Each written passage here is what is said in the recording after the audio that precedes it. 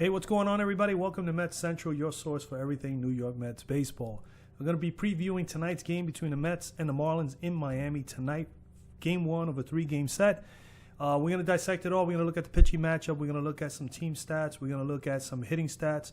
We're going to look at batters versus pitchers, if there's any stats that can help with more or less if it's going to weigh in on who might have the advantages tonight. We're going to look at all that tonight. And then, of course, at the very end, I'm going to give you what I believe are the keys for tonight's success for the Mets to be able to pull this game out. So, if you are a Met fan like me, you bleed orange and blue, you are just a true Major League Baseball fan like I am as well. You follow the minor leagues, the whole 9 yards, and you want to be able to chit-chat and have some fun and discuss baseball with someone who loves baseball, just like we were hanging out in my living room or rec room area and watching a couple of ball games with a few friends or family members, then, man, make sure you drop a like here before you go.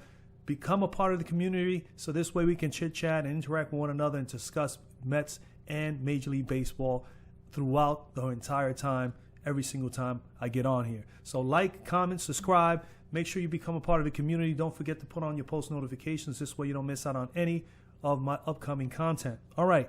With that being said, today is Friday. It is May the 21st, 2021, and we have beginning a series tonight in Miami for the Mets against the Miami Marlins. That's game one of three. We got Marcus Stroman on the mound. He's going to be going up against Jordan Holloway, who is basically a reliever, but they're actually going to put him in there. He started, I think, his last game, and I think he pitched 2 or 3 innings, and then, of course, they wavered and went into someone to do middle relief. The Mets have done the same thing with a few guys here and there. They may have to do that again this weekend. But we're going to play it out. We're only going to worry about tonight's game, man. So let's start off. First thing I like to discuss is obviously weather. Weather in Florida is going to be fantastic. If you didn't get a chance to see last night's series preview, my very first video on this channel, make sure you take a look on the right-hand corner right there right now. You can look at that video. It's pretty lengthy, but I detail a lot of things all the way through as far as statistics are concerned, as far as pitchers, the hitters, where the teams are at right now at this point of the season. All that is put on there on my spreadsheets, and I share that with you guys just to give you a little bit of insight. And then, of course, if you are a fantasy MLB player, you like playing fantasy baseball, some of those statistics are always good to take a look at, especially if you're doing fantasy baseball, which I do time to time. So that's pretty much it. So let's get right to it. So tonight, 82 degrees is expected in Miami. I would assume the roof is going to be out. There's no sign of rain, and if rain is to come, they usually basically just close it out. So I expect that roof to be up. Humidity is not too bad. It's going to be perfect weather to play baseball. A little bit on the warmer side than New York. I prefer 65, 70 degrees to play baseball, but 80, 82, and humidity about 30, 40%. Not too bad a night. Maybe the balls will take off a little bit. Maybe we'll have an advantage there if we can get some balls to pop off the bats. But injury report, nothing really new to report. If you, again, take a look at the video from yesterday, I pretty much went over all of them. The Mets have 15. Our beloved Mets have 15 players in the IR. A number of guys are on the way back. So we're getting very close to getting a couple guys back healthy, and maybe hopefully they'll be able to, push us through over the course of the summer months. But we got, if we're looking at the 60-day report, we still have Dylan Betances is still out there. Carlos Carrasco, as you can see, he's already with the team. Has been in the dugout. Has been also in the bullpen with some of the pitchers. So he's been with the team a little bit. He is very close from that hamstring injury. Seth Lugo pitched that 1 inning the other day. He's looking good from the elbow. Jose Martinez, nothing really to report yet on Jose. I think he's definitely got some time to go with the knee. He's probably going to take the full 60 days, and they're probably going to extend him a little longer. Noah Syndergaard, man, 4 innings the other day. He's on his way back. We're probably going to get him here probably in 2 weeks. I would think more or less he'll probably be ready to do a full start. We will hope and see. Let's pray. Then we go down the ladder. We got a lot of 10 days. We got J.D. Davis already starting to progress, getting better. Luis Guillorme, still a little bit more time on him with the oblique. Jeff McNeil is on a 10-day with the hamstring. We don't know where he's at. He's not still day-to-day. So, again, we're looking at that being a little longer for Jeff. Hamstrings are going to be tough. Same thing for Conforto, also with the hamstring. KP Pilar is going to be definitely out for a little bit. Obviously, he had the nose fracture. We're getting hit in the face, so it's going to take him a little while to heal. And then we got Brandon Nemo's close with the finger. We got still Taijuan Walker with the side tightness on the left side. And then, of course, Jacob deGrom pitched, shutout innings last night, 3 innings. I think he had like 9 Ks. So Jake, the deGrominator, is almost ready to come back. I would think he'll be ready for his next rotation to start. So look for Jacob deGrom to be back. And then Pete Alonso, I think he's day-to-day. I don't know what's the news as of yet, as of, 4:30 in the afternoon. We don't know if he's going to be in the lineup tonight. We will know more later on, but let's hope and pray that, Pistol Pete is back this evening. That's 15 players on the IR, man. And when you have a 26-man roster at the beginning of the year, most of these guys were expected to be the top dogs here. And I guess you can see with no Alonso, no McNeil, no Conforto, okay, the three starting pitchers that would be in rotation, Syndergaard, Carrasco, and now deGrom. Who else is missing? Brandon Nemo. These guys, McNeil. These guys, they got 5 guys on the IR that are basically starters on this team, and we are now playing with guys from the minor league system and guys that we signed as bench players that have come through phenomenally. Like JV VR has been fantastic. Peraza has been okay too. He's been filling in, and of course Tomas Nieto has been doing well, coming in spelling relief for McCann, who was catching his butt off. He's doing a great job and great control of the pitchers and the pitching staff, but he's not hitting. So we need him to get going. So that's the injury report right now. Let's get into I like to show my spreadsheet. I'm going to be sharing my spreadsheet according to the matchup today. So let me go and swing over to that right now. All righty. Okay, so let's go over. We're not going to look at the team batting first. Let's look over the let me just close some of these windows here because I don't need all these windows. All right. So, team pitching. So, we're going to look at the matchup right here. The matchup, Stroman versus Holloway. Stroman is coming in 3-4 with a 2.72 earned run average, 46 and 1/3 innings pitch. He has given up 39 hits, 19 runs, 14 unearned runs. And then you got 6 home runs, 2 hit batters, and 10 base on balls, and he has struck out 35. The teams are only batting .225 against Stroman, okay, as an entire team against him in those starts, and his whip is 1.06, which is actually pretty good. He throws a lot of pitches. He also has a changeup too. He doesn't use it a whole lot, very sporadically. He's still working on it, but he throws a fastball. He has that cut fastball. He has a slider, and he has a sinker. So as long as he's able to locate, he's going to be just fine. I expect him to have a bounce back game today. He's going up against the young blood. His only second year in the league. Holloway Jordan is 1-2 with a 2.70 run average. So he's done fairly well in his 16 and 2/3 innings that he has pitched. He has given up 11 hits, 6 runs, 5 of them were earned. And he has no home runs. He hasn't been hit for a home run. He hasn't hit a batter. He has had 10 base on balls and 13 strikeouts. The opponents are batting only 183 against him. So he's so far so good in the 1 or 2 outings or 3 outings that he's been in. Plus, he hasn't started and gone a lot of innings. He's been pitching in maybe 3 innings at most, and he's been efficient enough with that. But he has also thrown a lot of pitches. His pitch count is high. As you can see, at 304 pitches thrown. That's a lot of pitches already for just a short stint. So it's a lot of pitches thrown by the kid. He has 2 pitches only, so he's not a big pitcher. He's not overwhelming, but he throws a fastball. He throws a slider. He's pretty good. Keeps the guys a little off balance with that slider, but he has to get ahead with it. He's got to get ahead with his fastball, most importantly first.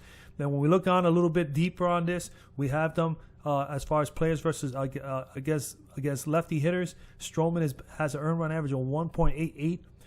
24 innings pitched, 19 hits, 6 runs, 5 of them earned, 2 home runs, 2 hit batters, 5 base on balls, 17 strikeouts, and lefties are batting against him only .224 in the season with a 1.00 whip. So Stroman has been effective against lefties. Holloway, on the other hand, has a 4.70 earned run average against lefties. So that leads us to believe that, hey, you know what, if there is an advantage here, one is a young kid who throws a lot of pitches, 2, if our lefty hitters can get around and get ahead and get balls that they can drive and handle, they might have some success. They might. Numbers are numbers. You still have to play the games. So that's the beauty of our sports, is that, any given day, anything can happen. So today, the numbers look like, and they're pointing to, the lefties should have some sort of an advantage against Holloway, who's had trouble with lefties, and he's a righty pitcher. as opposed to Stroman having trouble with the lefties. He's done better with lefties. But when it comes to the righties, they're pretty much almost similar. Stroman is at 3.63, while Holloway is at 1.00. He's done well against righties, but only 9 innings pitched, which is a small sample size, 5 hits given up. He has 1 run on 1 earned run. He has not given up a home run, not hit anybody. 6 base on balls. As you can see, the base on balls are there. He does get deep in counts, so we have to be patient and make the kid work. I mean, it's very, very important. Strikeouts 8. He's not overwhelming with the strikeouts, but he can get some strikeouts. And the opponents right now, at least in the short 9 innings against righties, he's had them. He has held them at bay at a 161 batting average, and he has a 1.22 WHIP. So number-wise, lefties for Stroman an advantage. Righties, lefties for the Mets is an advantage over Holloway. And then when it comes to the righties, anything can happen either or for these guys. Stroman's earned run average is a little higher, but Stroman has been able to get out of some trouble, and that's the reason why he still is able to be at 22.1 innings against righties and only have a 227 batting average against. And he has 18 strikeouts. As we look at the actual each team's pitching staff, this is the totals for the pitching staff on top. So if we look further away from Holloway, who may come in afterwards, their pitching staff is at a 3.60 earned run average. Remember, granted, they have played 4 more games than the New York Mets, so they got 43 games played. They have 5 shutouts. Stats here. These are the numbers that are alarming. 321 hits, given up 162 runs, earned runs 148. Obviously, a lot bigger and larger than the Mets. And granted, that's 4 games more, but nonetheless, it still breaks down to an average that they're still giving quite a bit up. Home runs 37 as opposed to the Mets 26, 24 hit batters. And we have here base on balls 125. All right. Strikeouts 362 to 350. And pretty much we have an advantage with the average as far as teams batting. We keep teams at 222 batting average with a 1.14 WHIP. So I'm looking at these numbers. The Mets with a 3.29 earned run average as a staff. I think they have the advantage going in. I think the bullpen is stronger than the Marlins. So we need to get through, tattoo a little bit Holloway. Hopefully Stroman has an effective, well-command control of his pitches tonight, locates well, and gets ahead on hitters. And, of course, his staple is being a ground ball pitcher, so he keeps it down in the zone where they actually are dropping a little bit, a sinker, and, of course, most importantly, his cut fastball. If he's able to get those to really hit those corners and stay low in the strike zone and get enough of a spin and a drop, he's going to get those typical ground balls that he normally gets. So I say the upper hand is for Stroman because of experience, and because if he is under control and command of his pitches, I think he'll be able to keep the Marlins at bay, as opposed to Holloway, who has had trouble with lefties. If the lefties can get around a little bit, we may have an opportunity to be able to make something happen. All right, so now we're looking at the team batting. As you can see at the top, when it comes down to first things first, let's look a little bit closer into the Stroman Holloway as far as line drive percentage to ground ball percentages to fly ball percentages and so on and so forth. So we'll break it down. As you can see, as Stroman, line drives, the amount of times players have put the ball in play and hit line drives is 21.9% of the time. Holloway, 21.3%. So they're kind of even around that 22% mark. But here's the difference here, the disparity with Stroman having 54% of the time the ball is hit, they're hit into a ground ball. So ground ball, so we know going in, we know Stroman is typically a ground ball pitcher only if his pitches are breaking. And if he's able to do that, then he'll have some success tonight in keeping the ball down and being in that rate of 54% or better. As you can see, Holloway at 38.3 is a lot lower than that. And he is actually more of a fly ball pitcher. That's why I have the red here. 40.4% of the time the ball is hit off of Holloway when he pitches, they hit it in the air. So hopefully we can get something in the air. Maybe some of the big bangers could get some balls in the air. Maybe with the humidity and the hot weather in Florida, we might be able to hit some out of the park. Florida is a big ballpark. It's not typically a hitter's park. But, hey, you never know. It may happen tonight. So, but again, we're looking at the numbers and we're looking to see where there's advantages or disadvantages as far as hitters are concerned, as far as statistics are concerned. Granted, the games have to be played, like I said before, so you just never know. But this at least gives me an idea. And when I play fantasy baseball, I kind of always do this. That's why the spreadsheets I always use, and then I just put the teams that I want in there and punch in all that stuff and get at least an idea. Well, again, I think for just strategizing and making decisions on videos here for Met Central, Central, I think this is just a good way to go about it too. Is just to look at the numbers and see if there is any advantages for either one of the teams, hitting-wise or pitching-wise. So Stroman here being a fly ground ball pitcher, we obviously need him to pitch well enough, keep the balls down the zone so he can be that efficient there. And then Holloway, he needs to try to get balls on the ground. He does it 38% of the time, but about a 1.5% more he does. He gives up fly balls. So there is an advantage there for Stroman, who only gives up 24% of the time. Then we have here soft contact. Okay, so soft contact, 9.2% of the time the ball is hit off of Stroman. When he pitches, it's softly hit. All right, that's what that means. And 59.2% is medium hit. And both of them seem to have that tendency of balls being hit not severely hard, but not severely soft. So medium contact is pretty good.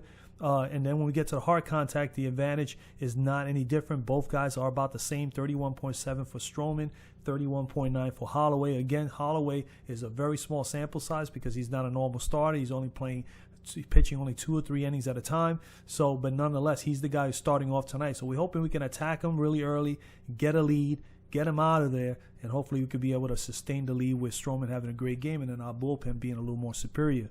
So when we look at the team numbers. If you look at team numbers as far as batting, the Marlins hit 19.9 of the time line drives, the Mets 22%. So we have hit more line drives, at least on a percentage basis, more.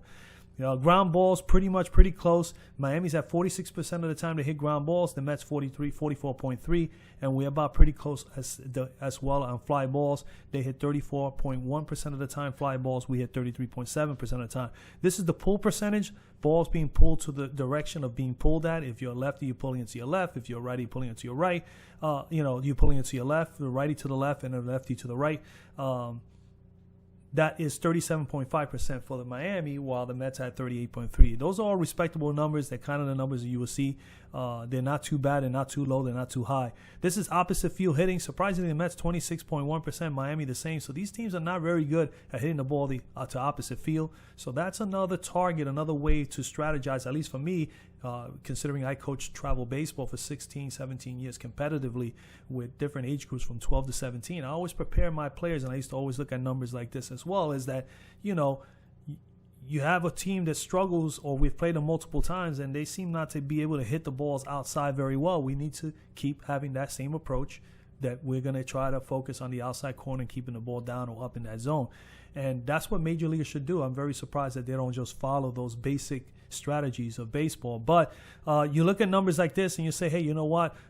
They have trouble, hitting balls, pulling balls, hitting balls the opposite way. So opposite way, 26% pretty much for both teams. And then, of course, balls hit in the middle, in the center of the field, 36% of the time for the Marlins, 35.6, pretty much 36% for both teams. So I don't see any advantage there. I think the key here is the Mets can cut the ball in half and drive the ball. They have a better line drive rate as far as when they're at the plate. So we'll see what happens there. But again, it's good to just go over the numbers and see if there is anywhere where we can say, hey, you know what, is an advantage. I think here it's just a matter of which is the team, which is the pitcher that's going to be in control of his pitches, have great command and control, and be able to locate well, is probably going to have the better chance. So if Stroman can do that for 5-6 innings, we're going to be in good shape here today.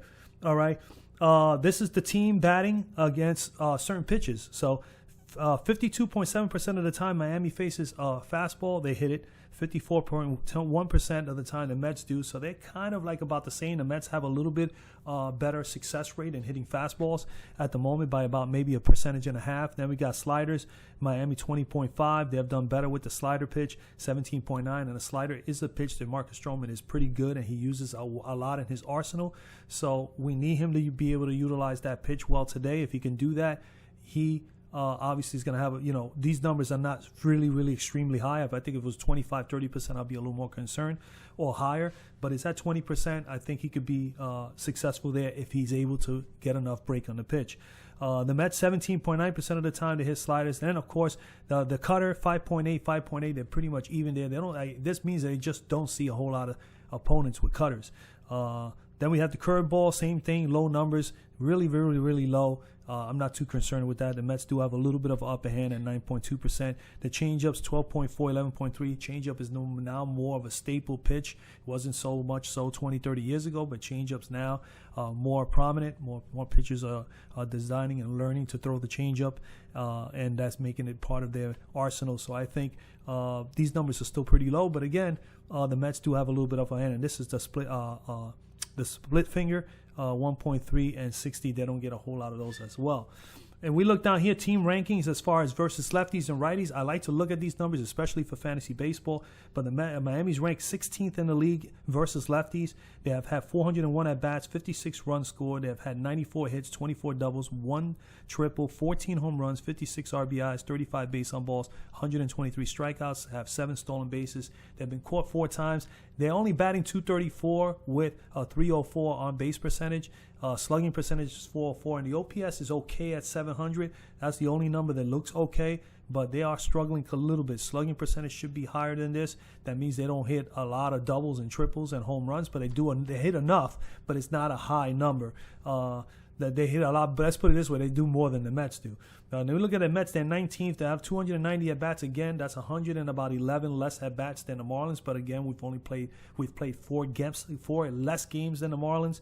Runs scored 30, 67 hits, 8 doubles, no triples. We're not going to get a whole lot of those unless it's going to be one of our speedsters. 10 home runs, 30 RBIs, 39 base on balls. They have 81 strikeouts, 2 stolen bases, 2 caught stealing. Their OB on base percentage is at .328, is a little bit higher than the Marlins. Don't see any major advantages there. The Marlins, because of the 4 extra games, they have hit the ball well against lefties as far as statistics wise. So we'll see how that pans out. But Stroman has been pretty good against lefties, as we saw the numbers on Stroman. He's done well against lefties. So if you can neutralize their lefties, which they don't have a whole lot, they have, I think, 2 or 3 in their lineup. Most of their lineup is mostly righties. I think they have 6 out of their 9 or 7 out of their 9 on a regular basis that are right-handed hitters. So the concern here is the righties. We got Miami ranked 21st. The Mets are 18th in the entire Major League Baseball. And look at their at-bats, 998 to 894. Again, that's the difference of 4 games.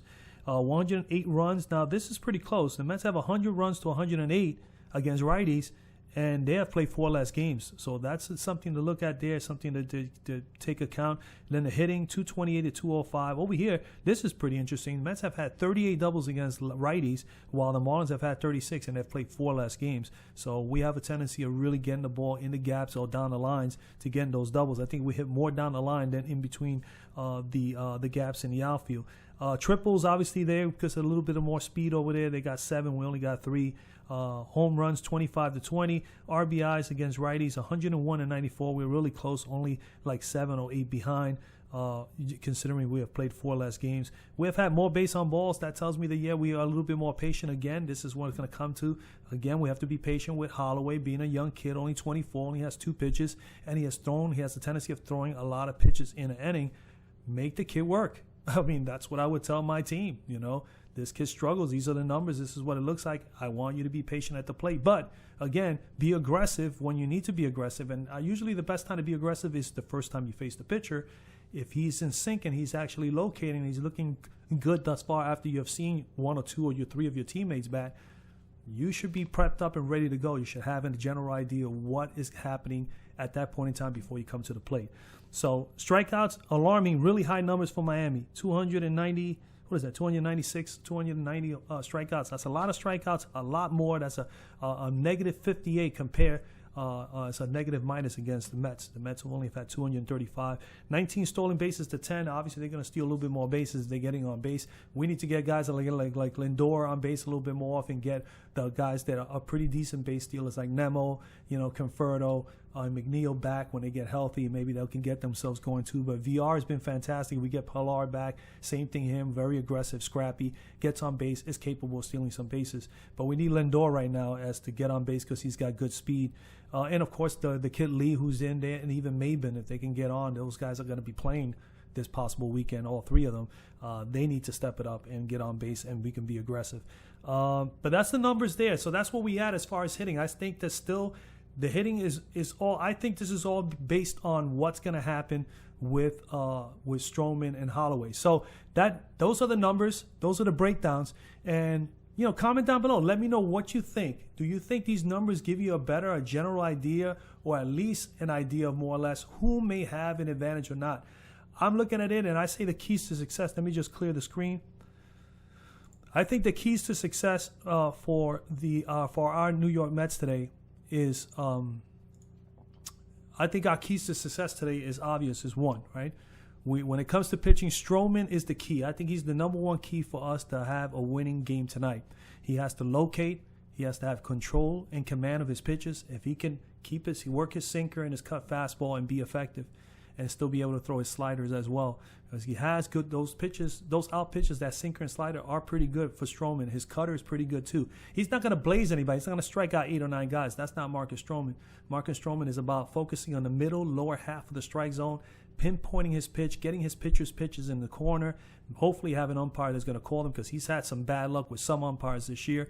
And you're going to catch me rant about some of that when I do recap shows, because I don't sugarcoat it. I mean, like I said, I've done plenty of games, especially youth baseball, and I've had my share of really bad umpiring, and it really is a back burner. Is also just you go home and you just live it that you might have lost the game because of some bad calls. It happens.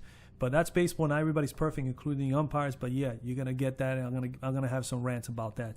But nonetheless, Stroman has had a little bit of short end of the stick in a few of his outings as far as what umpires are concerned with locating and calling pitches. But if he can locate, keep the ball down in his zone, and keep these guys guessing a little bit, get them out in front a little bit, get those ground balls.